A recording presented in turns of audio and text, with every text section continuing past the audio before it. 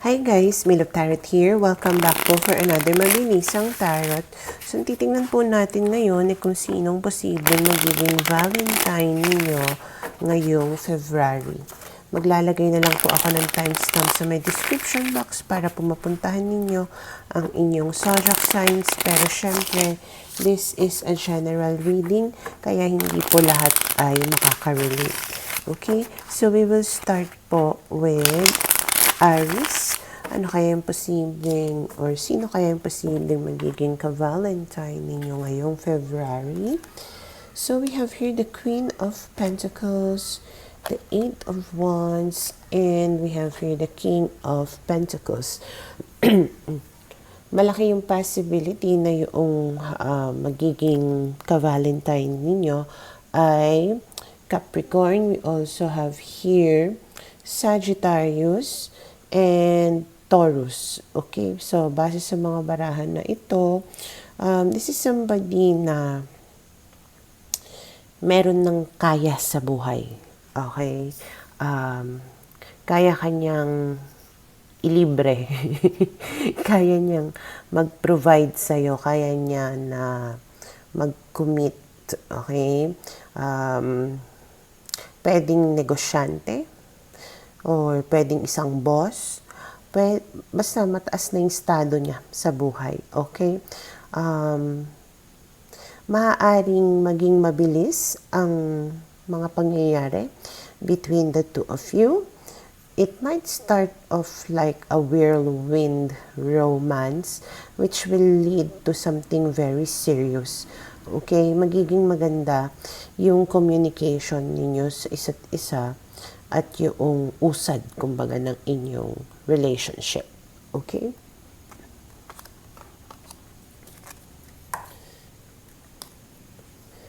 Para sa mga Taurus, we have here the Eight of Swords, the Five of Wands, and we have here the Judgment card. Malaki yung possibility na yung magiging ka-Valentine ninyo ay fire sign, Aries, Leo, Sag. We also have here Gemini. So, itong tao na to, maaaring nagkaroon na kayo ng conflict nitong tao na to. Parang nasakal ka sa tao na to or parang napaka-helpless mo when it comes to this person. Okay, na every time that you are together, parang meron kayong palaging pinag-aawayan, pero ikaw yung palaging sumusuko. Nakakapagod actually, pero hindi ka makaalis-alis doon sa situation. But we have here the Judgment card. Maybe this person will realize na ay, siya yung gusto kong maka-Valentine this year. Okay? Para sa mga Gemini, we have here the Seven of Pentacles, the Six of Swords, and the Ace of Cups. Malaki yung possibility na yung makaka-Valentine ninyo ay water sign, Cancer, Scorpio, Pisces. We also have here Taurus and Aquarius. So, base sa mga barahan na to, pwedeng matagal mong inantay itong tao na ito na dumating sa'yo or bumalik sa'yo. Pwedeng nasa ibang bansa or nasa ibang lugar na maglalakbay. Okay? Kung hindi man ito nasa ibang lugar, pwedeng ang ibig sabihin lang nito ay magkakaroon na ng usad, kumbaga yung connection ninyong dalawa at pwedeng magkaroon kayo ng new beginning or ayun nga, maging official na kayo. Okay?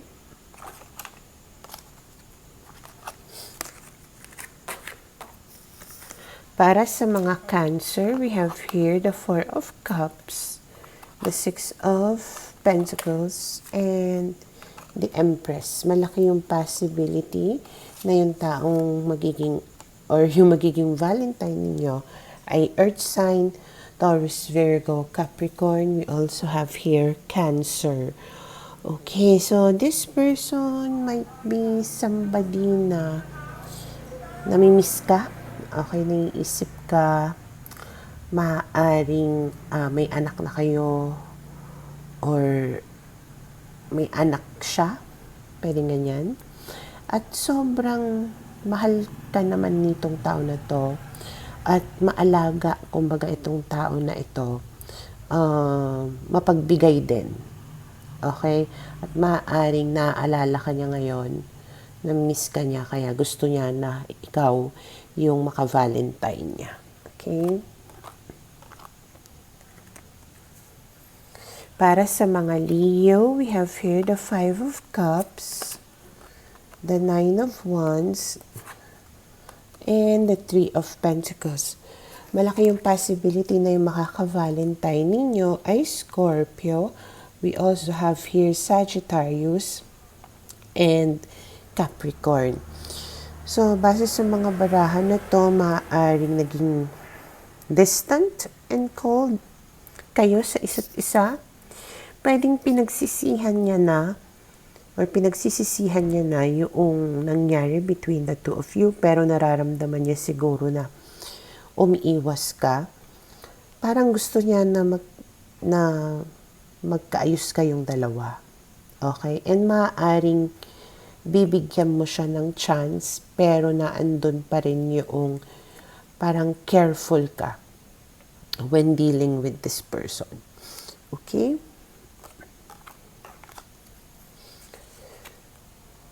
Para sa mga Virgo, we have here the Strength card, the Sun, and the 5 of Pentacles.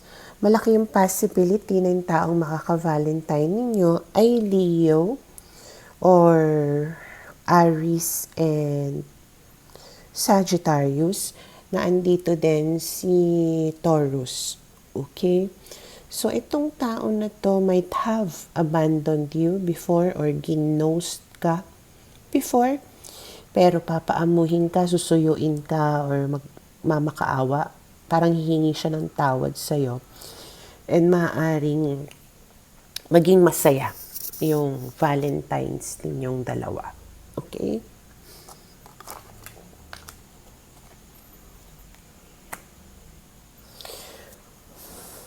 Para sa mga Libra, we have here the 6 of Cups, the 8 of Cups, and the 10 of Cups. Malaki yung possibility na yung taong makaka-Valentine ninyo ay Scorpio or Pisces.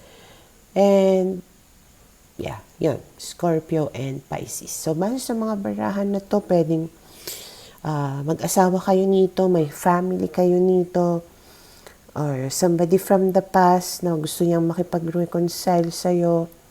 Iniwan ka niya before kasi hindi siya masaya, hindi siya content, parang may hinahanap siya, pero ayun nga, hindi niya nahanap whatever it is na hinahanap niya, kaya manunumbalik siya sa'yo at maaaring maging mabuo muli yung family ninyo or yung relationship ninyo at magiging emotionally content kayo ngayong February. Okay? Para sa mga Scorpio, we have here the 4 of Swords, the Temperance card, and we have here the 10 of Wands. Malaki yung possibility na yung magiging ka-Valentine ninyo ay Sagittarius, and we also have here Libra. So, base sa mga barahan na to, maaaring maraming naging problems between the two of you before, naging stressful itong connection ninyong dalawa. So, pwedeng naghiwalay kayo muna nito or nag-cool off, and then pwedeng nakarecover na siya sa kung ano yung naging nangyari between the two of you. And parang feeling niya ito na yung right time for you, the both of you to be together again. And pwedeng mas magiging kalmado yung connection ninyong dalawa or yung magiging pagsasama ninyo ngayong February. Para sa mga Sagittarius, we have here the 3 of Cups, the Hierophant, and we have here the 3 of Swords. Malaki yung possibility na itong tao na makaka-Valentine ninyo ay Libra, Cancer, or Taurus. So, base sa mga barahan na to, pwedeng nagkaroon ng third-party situation. Okay, pwedeng asawa mo na to, na ng babae or ng lalaki. Pero gusto niya na magkaroon kayo ng reconciliation, makikipag-ayos siya. So, pwedeng you and him or her will celebrate this Valentine's Day in a very romantic kind of way. And pwedeng manumbalik, kumbaga, yung commitment ninyo sa isa't isa. Para sa mga Capricorn, we have here the Page of Cups, the Queen of Swords, and the Ace of Wands. Malaki yung possibility na yung tao na makaka-Valentine ninyo ay water sign, Cancer, Scorpio, Pisces, fire sign, Aries, Leo, Sag, and Queen of Swords, pwedeng Aquarius. Okay? So, base sa mga barahan na to,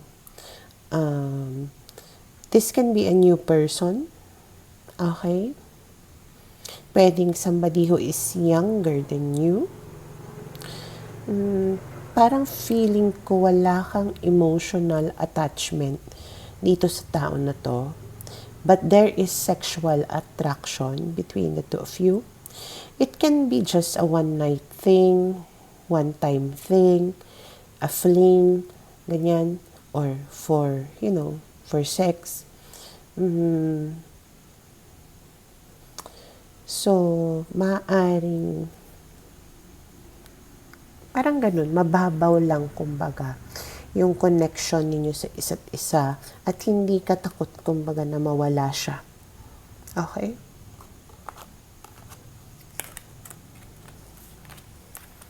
Para sa mga Aquarius, we have here the Knight of Swords, the World card, and the Two of Pentacles.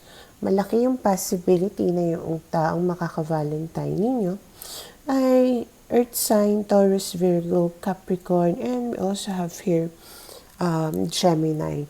So, base sa mga barahan na to, this can be somebody who is overseas. Malayo itong tao na ito. Okay. So, parang iba yung priority niya in life. Ganyan. Parang busy itong tao na ito. Kaya pag susulpot yan sa buhay mo ngayon, maaaring mabilis lang din. Okay? Hindi siya mag-i-stay. Parang siguro pang Valentine lang talaga or pang February lang. Okay? So, maaari rin na walang emotions dito sa connection na ito. Pwedeng casual lang or pwedeng friends, date lang, ganun. In other words, hindi pa kayo. Okay? Para sa mga Pisces, we have here the King of Cups, the Star, and the Six of Wands. Malaki yung possibility na yung tao makaka-Valentine ninyo ay Aquarius. We also have here Leo, and we also have here Scorpio. So, base sa mga barahan na ito, this is somebody who really, really, really loves you. And parang napaka-promising nitong connection na ito. Pwedeng maging successful yung inyong Valentines together or yung connection ninyong dalawa. And maaaring ibigay niya sa iyo lahat ng atensyon at oras na gusto mo. Parang he or she will really make you feel loved and cared for ngayong February or ngayong Valentine's Day. Okay? So, yun yung nakikita ko na magiging ka-Valentine ng bawat zodiac signs.